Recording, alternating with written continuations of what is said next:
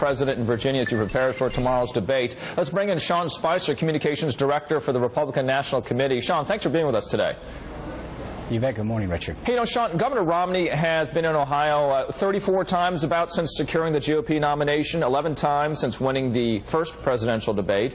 Paul Ryan will campaign in Cincinnati in the next hour. We'll be watching that. The governor, though, is still trailing the president. As we noted, Mitt Romney is leading in 10 of the battleground states in Political's poll, but trailing in the Washington Post battleground poll. What's your thought here? Does the governor think he can become the first Republican to win without taking Ohio? We're going to take Ohio. The ground game that we've put together there is exceedingly doing very, very well in terms of the number of voter contacts, both on the phone and door-to-door. And as you noted, he's been there quite a number of times. So I think we continue to make up ground. Some of the polls have ahead. Some of us have tied. So I think that in the final weeks, we'll continue to make this about a clear choice in this election, and Governor Romney will take Ohio. Well, take us into the back room for a second. When you are gaming the scenarios, without Ohio, you basically need to run the board here. And what are your internals showing on that? How do you get Florida and Virginia? Those are looking pretty good right now. Right. Florida and Virginia are looking very good. Nevada's looking great. Colorado's looking great. Iowa and New Hampshire are both looking very good as well. So I think, A, as I mentioned, I think we're going to take Ohio. But B, I think that when this election's done on November 6th, you're going to see a lot of states that weren't necessarily considered in play or on the top of the list. I think Wisconsin is very, very, very close.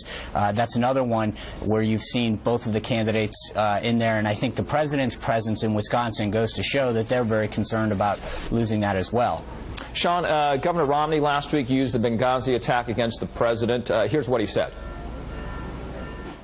It's an issue because this is the first time in 33 years that a United States ambassador has been assassinated. Mr. President, this is an issue because we were attacked successfully by terrorists on the anniversary of 9/11. President Obama, this is an issue because Americans wonder why it took so long for you and your administration to admit that this was a terrorist attack.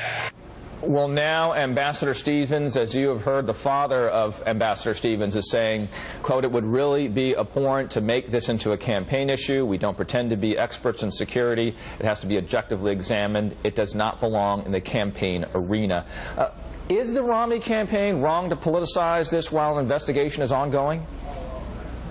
Well, I think that when it comes to Ambassador Stevens' death, all of us honor him for his service and his contribution to both our country and to what he did to help further the peace in Libya.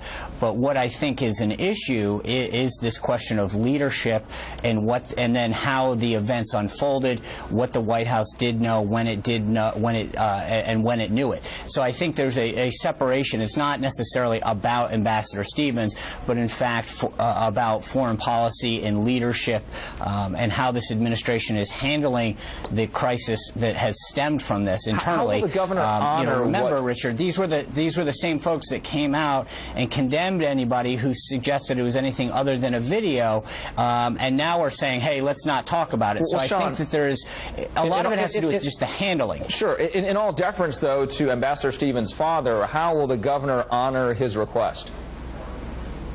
Well, again, there is one thing to talk about an individual and bring that individual into a campaign. In this case, what we're not talking about necessarily is Ambassador Stevens as much as the events that unfolded around him prior to his death and after his death in terms of the White House response. So I think you can do this in terms of referring to it as the events in Libya, et cetera, but I think that this is a major issue for our country, it's a major issue for our foreign policy, and it's a major issue for this administration. So I think you can talk about it in the context of the events that unfolded. There's been hearings on it.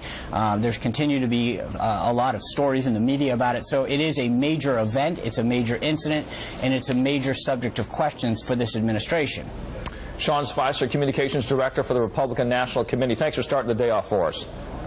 You bet. Thank you.